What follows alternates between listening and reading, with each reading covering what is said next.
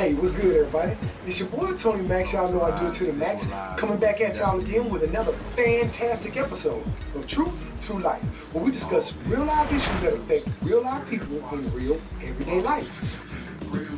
Well, in today's issue, you guys, we're going to discuss more on this hot topic within the Black Manosphere about how the Black Manosphere hates black women.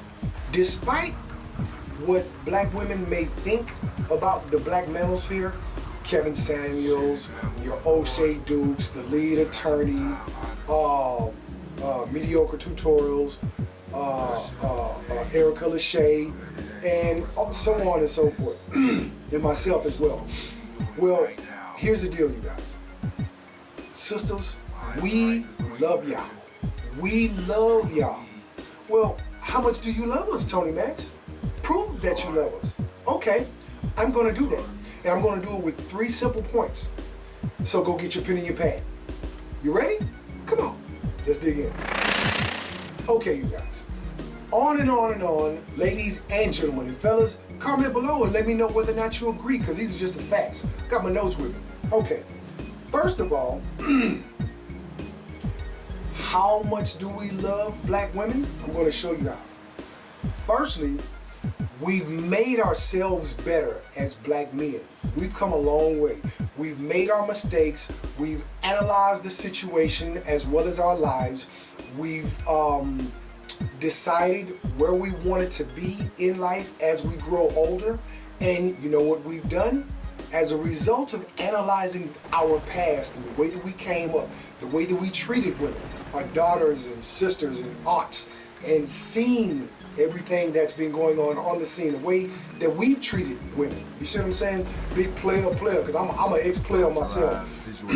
So what a lot of us has done, not saying all of us, but what I am saying is overall, black men as a whole, us in as far as our ethnicity, overall, not the Pookie and Ray Ray that you chose, or none of the ones that you chose, because you keep seeming to choose the wrong guy because you keep looking for the wrong thing, ladies. I'm gonna do a video on that later.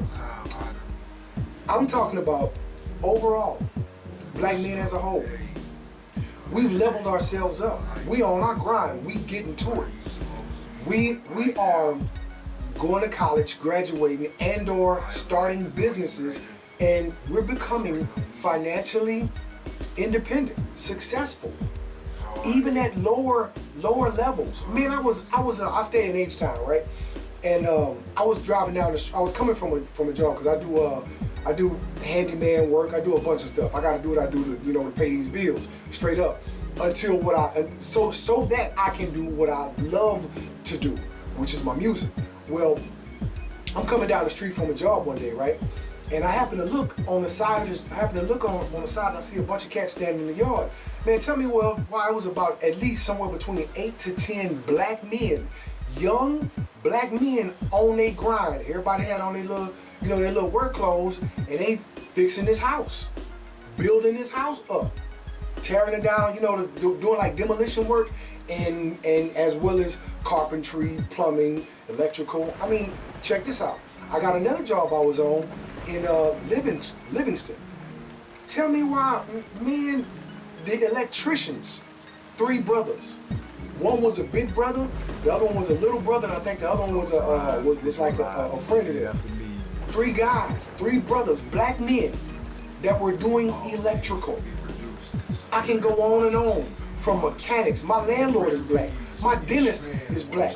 You know what I'm saying? So we can do that. So a lot of us, we are leveling and have leveled ourselves up to do what we supposed to do, to put ourselves in a position of value. Now, value does not necessarily have to mean that you're a millionaire, because I mean, look, although those are a lot of our goals, and a lot of us are, but I mean, man, you can do well for yourself. Point number 1, we leveled ourselves up mostly for ourselves, but also for y'all, so that we can be the providers and protectors and give y'all everything that y'all need so that our families, we are secure within ourselves as men, black men, that my house ain't gonna have to want for nothing. I got that.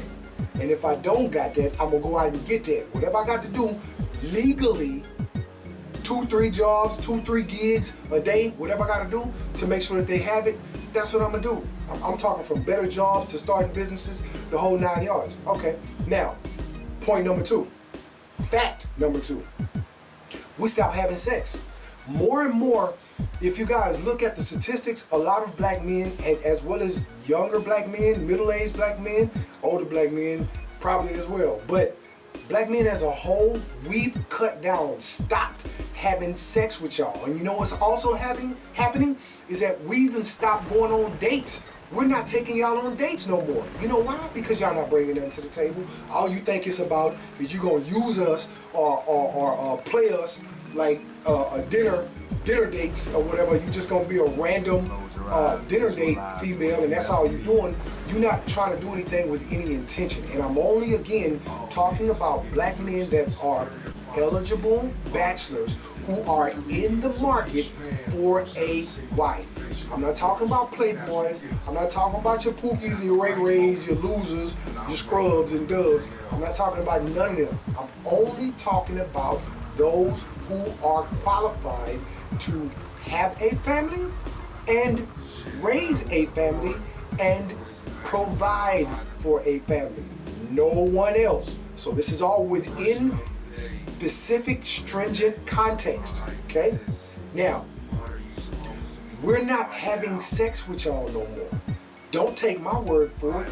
Look at the statistics. Look at the numbers. There are even guys, my primary, I'm doing it for Jesus, because it's not, you know, I'm tired of seeing all these fake Christians talking about, oh, I'm a Christian.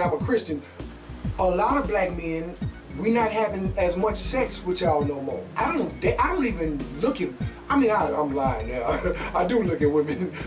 I do look at y'all, but I try not to pay y'all too much of attention, because I know me and my mouth, I've been talking my way up into some kitty cat, and I've been doing pretty good so far. I'm over a year, going on a year and a quarter with no sex and no female personal contact, and I'm gonna keep it that way because I'm on my grind trying to stack my bread. Now, if I happen to meet wifey somewhere in between that time, all right, that's cool, and I'm still not trying to dig no skins out until I get married. I ain't doing no tripping on none of that. I don't care. I've had plenty of sex.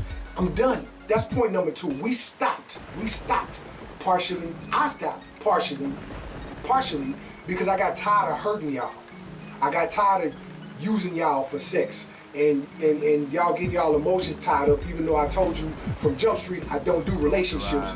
But you know, yeah, we can get it in.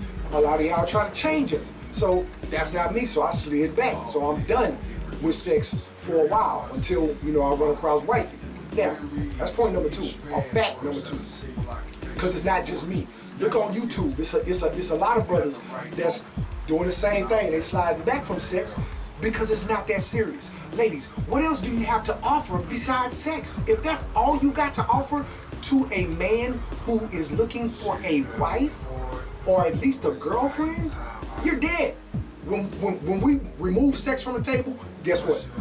I'm fine, I'm cute, I'm pretty, and all that means absolutely nothing to us anymore. Go get you a simp or a sucker. They'll fall for that. But an alpha male, we're not trying to hear. Take your kitty and your good looks and your fat butt and all that and your cute face and kick rocks, little mama, because you're not the only one. Guess what? I look good too. And what? So what you saying? You see what I'm saying? That doesn't equate. There is nothing substantial about your physical appearance as far as in the weightiness in comparison to the quality of your character, because I want to include you in my life. And if I'm looking for a woman to be my wife, my girlfriend, and then eventually my wife, which is the ultimate goal, I'm not gonna choose you just because you fine, and men of quality character are not gonna choose you just because you cute and you got some good kitty cat. Nah, it's a wrap. That's it. That's out the window. Y'all gonna have to step y'all game up. For real, ladies. Fact number 3. We're addressing y'all with these facts. if you look all over the black manosphere, what's happening is that even women are holding other women accountable. You know why? Because we are all responsible for our culture. People look at our culture and depict us in a certain negative light as a result of how we appear overall. See?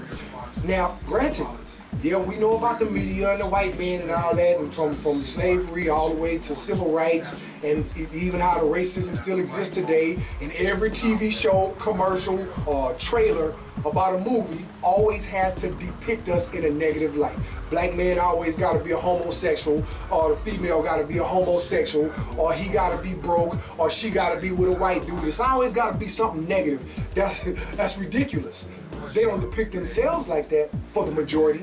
It's cool every once a blue moon in a particular situation for a particular character, but when it's always us, that's the funny black guy, ha ha ha. He can't never be straight, heterosexual, with a wife, not by herself, or a black family together as opposed to apart. If you look all over the black manosphere, what's going on is that you have women holding y'all accountable as well as us holding you guys accountable. And what we're talking to primarily is modern black women, not traditional black women. So even if you're a young sister, although you guys are the unicorn, the anomaly that exists out there, there are a few, very few and very far between young traditional black women, and primarily because they probably more than likely had both parents that demonstrated what a marriage is really supposed to look like, and are they real live true followers of Jesus Christ, and they follow